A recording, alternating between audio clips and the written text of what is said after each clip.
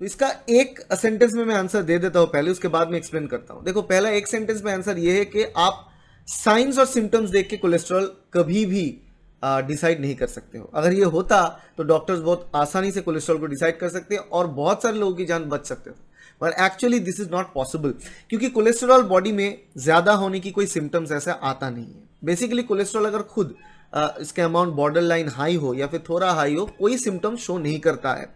This is the fact.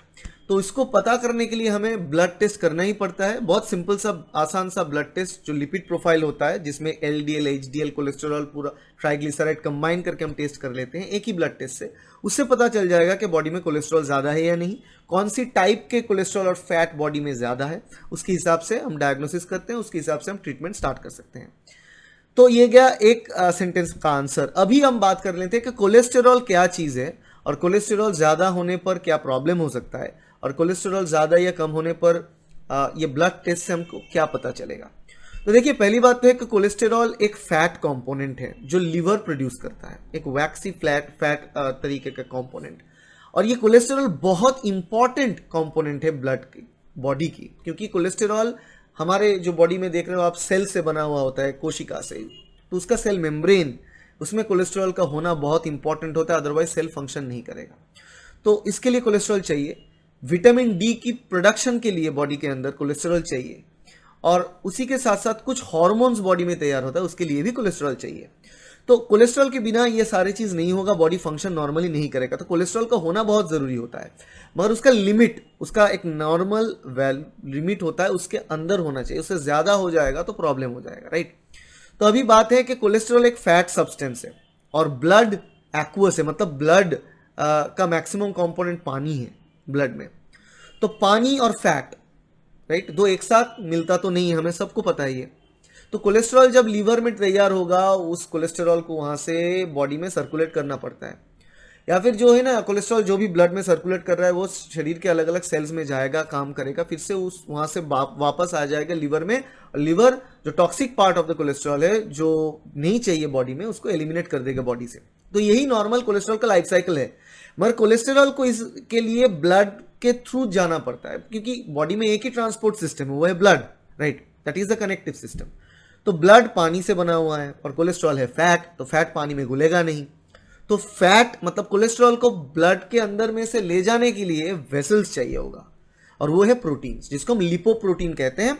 और lipoprotein दोनों प्रकार का है, एलडीएल लो डेंसिटी लिपोप्रोटीन और एचडीएल हाई डेंसिटी लिपोप्रोटीन।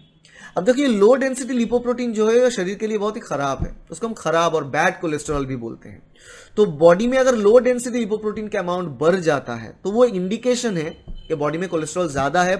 और ये जो कोलेस्ट्रॉल है ना एलडीएल, इसके साथ एसोसिएटेड फैट, ये जाके हमारे आर्टरीज में ऐसे प्लाक फॉर्म करता है। प्लाक मतलब मान लो कि एक पाइप है, पानी की पाइप, उसमें कुछ पथरी से जैम हो गया तो पानी नहीं जाएगा, ब्लॉक हो जाएगा। सेम थिंग ब्लड वेसल है, ब्लड वेसल ये पानी की पाइप है, और उसमें प्लाक मतलब ये एलडीएल से बना हुआ प्लाक, मतलब ये पथरी की जगह एलडीएल, तो ब्लड तो नहीं फ्लो होगा। अब मान लो कि ये ब्लड फ्लो हो रहा है हार्ट से लेकर ब्रेन तक, तो ब्रेन में जाने वाले ब्लड फ्लो ही नहीं हो पा रहा है, तो ब्रेन ब्लड रिसीव नहीं करेगा, उसकी वजह से क्या हो जाएगा, स्ट्रोक। तो इससे ही होता है स्ट्रोक।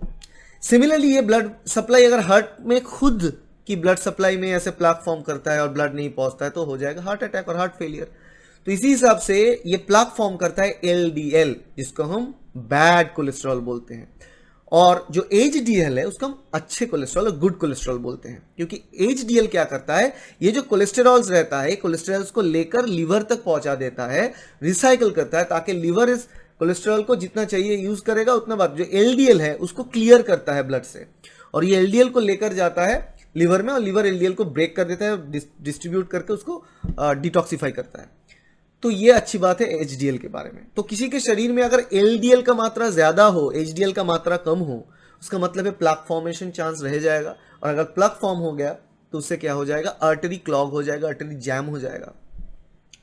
तो इसको हम डीआईसी भी बोलते हैं कभी कभी, इंट्रावेस्कुलर कोआगुलेशन वगैरह, ऐसा कुछ कुछ अलग चीजें होता है। तो ये जो डिफेक्ट है कुछ कुछ लोगों में, कुछ कुछ बच्चे में after delivery, from delivery time से ही ये डिफेक्ट होता है, कि ये प्लाक फॉर्मेशन चांसेस वो ज़्यादा बढ़ जाता है, और कुछ कुछ लोगों में जो लाइफस्टाइल के बाद जो कोलेस्ट्रॉल बढ़ जाता है उसके बाद होता है उनके बॉडी में। तो दोनों ही टाइम पे अगर प्लाक फॉर्मेशन बढ़ जाए तो risk of heart attack, risk of stroke, okay, risk of any kind of heart disease जो है वो बढ़ जाता है। So that is the overall idea behind LDL and HDL ratio. So that is all regarding the cholesterol, signs and symptoms of cholesterol. अगर अच्छा लगे video को लाइक करें, वीडियो को शेयर करें ताकि मैक्सिमम लोगों तक ये बात पहुंच पाए और वो जान सके कोलेस्ट्रॉल के बारे में। So that's it. मिलेंगे अगले वीडियो में, तब तक के लिए बाय।